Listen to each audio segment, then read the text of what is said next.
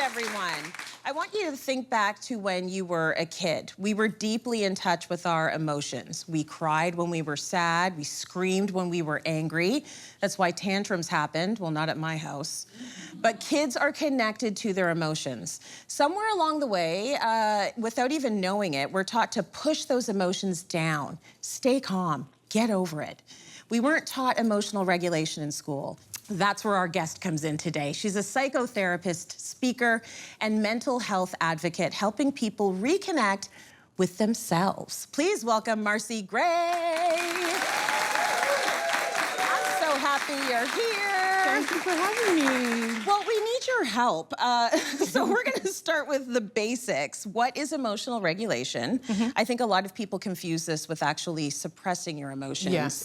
It's not the same thing, though. No. So let's talk about what it's not. So it's not emotional suppression, which is I want to cry, but I'm going to hold it in. I'm going to hold my tears, right? It's not emotional avoidance, which is I'm going to keep busy, busy, busy and not think about it, right? Yeah. And it's not emotional denial that I'm pretending that I'm not angry or sad or whatever the emotion is. So it's important for us to know what it's not. But what is it? It is actually being responsive rather than reactive to your emotions. And then to be able to regulate them. So to know what they are and then to monitor them. So that's emotional regulation.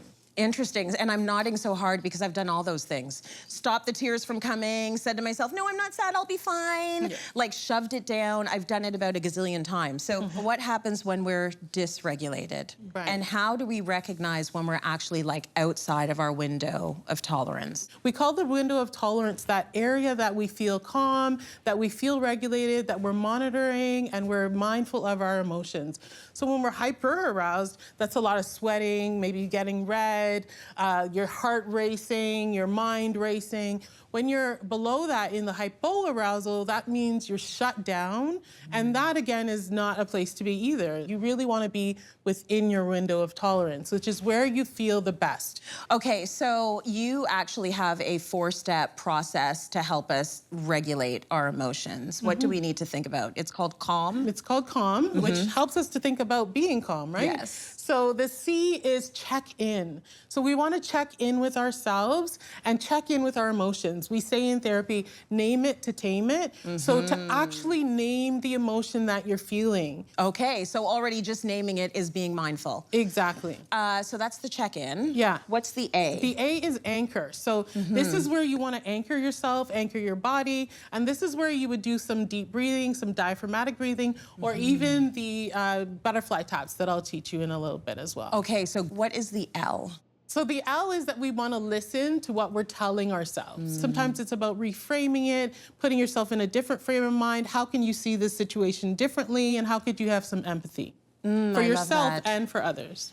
Yeah, I think a lot of times when we're in situations where we have uncertainty, we assume the worst. Right, or we say things like we suck at everything. And it's not that we suck at everything. Maybe we did one thing wrong that we can learn from and grow from. So what about the M? The M is mindfully proceed. What do I need in this moment, right? And giving yourself what you need in that moment. Is it space? Is it boundaries? Is it just a hug, you know, to connect with somebody? Okay, let's get to the exercise. Okay, so butterfly taps are helpful because it helps your nervous system to calm down. And it's also a bilateral stimulation. And bilateral stimulation is really helpful, again, to regulate your nervous system. Okay. Okay, so what you're gonna do is put your fingers like this. So hold your thumbs and fingers like this. Okay. And that kind of makes your butterfly. Yeah. And you just wanna tap gently. Now, it's so important that we do this slowly. And we can couple this with diaphragmatic breathing, like deep breathing, closing your eyes, and just feeling yourself in the moment. And then being mindful of paying attention to what you're thinking and thinking about something that brings you calm. This is the sort of thing you can do anytime you feel activated, right? Anytime you want. Whether you're in hyperarousal or hypoarousal, it helps to bring grounding and calm back to your system. Marci, thank you so much for that. Thanks for having me. That was excellent.